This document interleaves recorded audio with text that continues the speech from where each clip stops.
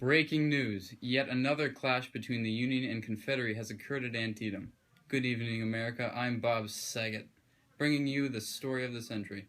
Just yesterday, September 17th, 1862, the Southern Coalition led by General Lee made a move on the indifferent state of Maryland. This mass gamble, assembling most of what remains of the Confederate Army, could have, and indeed, changed the possible outcome of the war. The Industrial Union showed clear advantages in resources, and General Lee had hoped to make it less of an advantage by winning over the state of Maryland. In this process, he had hoped to seize vital resources his army is deprived of to continue the Confederate cause. This gruesome battle left many dead or wounded. For more detail on the story, we bring you Chuck Chuckery, live from what remains of Antietam.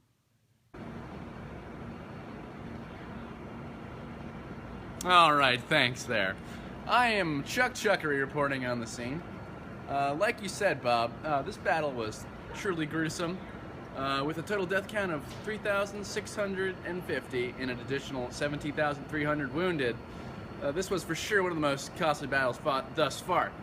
To get insight, we have Ulysses A. Lincoln here, I believe it was, with a local soldier to provide some insight here. So what were some of your expectations of the war going in? Well, my expectations were that we were going to be heroic, be heroes, do the right thing, have God on our side, free everyone, because all man was created equal. But it was just absolutely nothing like I expected it to be. All right, great. So can you describe for us what that was like in reality?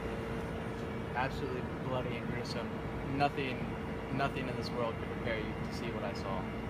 There was so much blood, guts, and it made you question why was I there? It didn't seem like there were any heroes out there. It was just two people, two forces fighting, and it was absolutely appalling. It really shook me to my core and made me freeze up on the battlefield. Wow. Can you describe for us what it was like to see those two massive armies approaching each other? The Confederates were really dug in. They were holding a defensive position, and they were absolutely mowing down our front lines. Those damn lawnmowers. It wasn't until noon that we broke through their lines, but honestly, it seemed like we fought for hours, days even. Well, Ulysses, it's been a real honor talking to you, and I'd like to thank you for both joining us and pushing them back over the Potomac. Thank you, Chuck. It's a pleasure to be here. Okay, back to you, Bob. All right, Chuck. Thanks for the valuable insight on the tragedy that struck our nation just yesterday. We truly appreciate the services of our brave soldiers and reach out to all those families who had lost their brave men in pursuit of a better America. And in other news, Fluffy the squirrel was able to fit 4 acorns in his mouth, getting him a place on The Tonight Show. Hello, my name is Howard Huntington of the prestigious Harvard University, and I am here to talk to you about why this is all so important.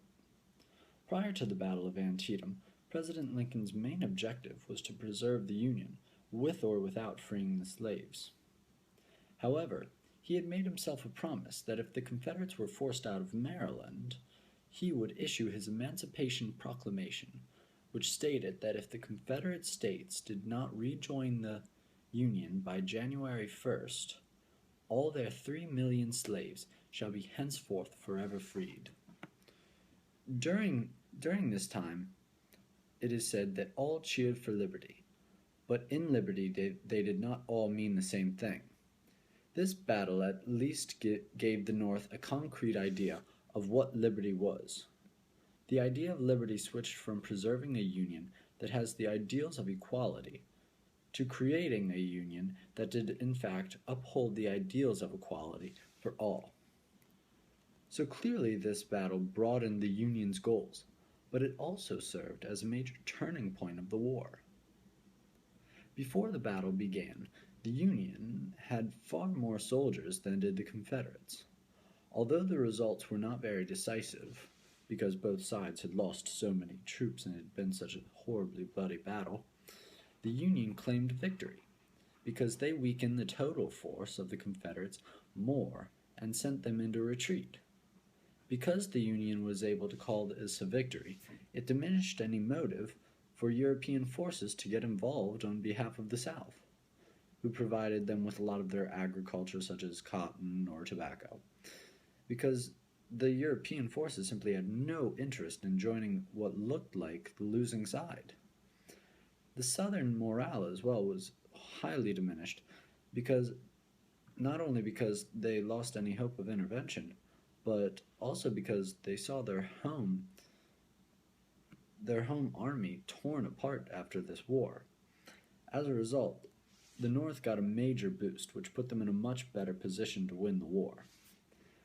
They now had a clear idea to fight behind, and the military proof that could back it. So we know that this battle helped them to win the Civil War overall. But why is that so important? This is so important because had the Battle of Antietam not happened, perhaps they may not have won the Civil War. They might not have won it in the same way that they did, with the same conditions that they did. So, of course, we look at why the Civil War is important, and we say, because the slaves are freed. But there are a few effects that came along with this victory. The first of which would be, as Woodrow Wilson put it, that something was created which had never existed before, a national consciousness. The United States transitioned from the United States are to the United States is. The second result, which allowed for the South to change, was that it was torn down. The fields which they depended on were destroyed. Nearly a whole generation was wiped out by the war, leaving a large population of widows. And the slave value, which amounted for $2 billion of the Southern economy, was made useless. With the Confederate dollar diminished, the main source of income having been destroyed, the South now depended on the North. The government was in the North, the money was in the North, and the jobs were in the North. Between 1860 and 1870, the per capita income of the North doubled.